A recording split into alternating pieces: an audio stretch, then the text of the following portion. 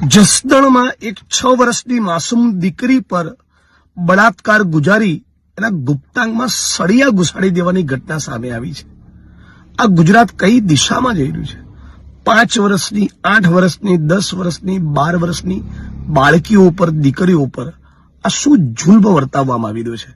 કઈ દિશામાં આપણું આ ગુજરાત જઈ રહ્યું છે? આપણા ગુજરાતના ગૃહમંત્રીના રાજ્યમાં બહેન દીકરીઓ, માતાઓ કેમ સુરક્ષિત નથી? 28 વર્ષથી ભારતીય જનતા પાર્ટીની સરકાર છે, છતાં બહેન દીકરીઓની આબરૂ લૂંટાવાનું કેમ બંધ થતું નથી?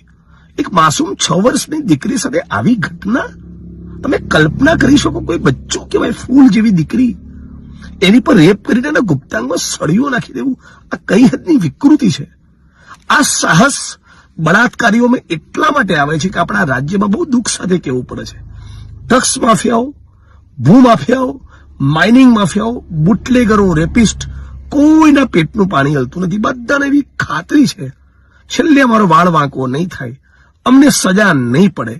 જે ગુજરાતની અંદર સામૂહિક બળાત્કારનો ભોગ બનેલી દીકરીના બળાત્કારીઓને જેલમાંથી છોડીને લાડવા ખવડાયા હોય, એનું સ્વાગત સન્માન કર્યું હોય, જે ગુજરાતની વિધાનસભામાં બેસનારો એક કેબિનેટ કક્ષાનો મંત્રી, એક મંત્રી જેની પર બળાત્કારનો આરોપ લાગેલો હોય, જેની એક લંપટ લીલાઓ આ ગુજરાતમાં મશહૂર હોય, એવા ચરિત્રહીન ભારતીય જનતા પાર્ટીના માણસોના શાસનમાં આવી ઘટનાઓ ન બને તો શું બને? હું માગણી કરું છું કે કોઈ પણ સંજોગોમાં તાબડતોબ 24 કલાકની અંદર જો આના કસૂરવાર બળાત્કારીઓને પકડીને જેલની સલાખો પાછળ ધકેલવામાં નહીં આવ્યા તો ઉગ્રમાં ઉગ્ર આંદોલન કરવામાં આવશે. અને કોઈ પણ સંજોગોમાં 6 મહિનામાં કેસની ટ્રાયલ પૂરી કરી આજીવન કારાવાસ થાય એવી સજા બળાત્કારીઓને થવી જોઈએ. હર્ષ સંઘવી, તમારામાં શરમનો છાંટો બચ્યો હોય ને, તમને કદાચ તમારા પરિવારજનોને પૂછો તમારું પરફોર્મન્સ કેવું છે.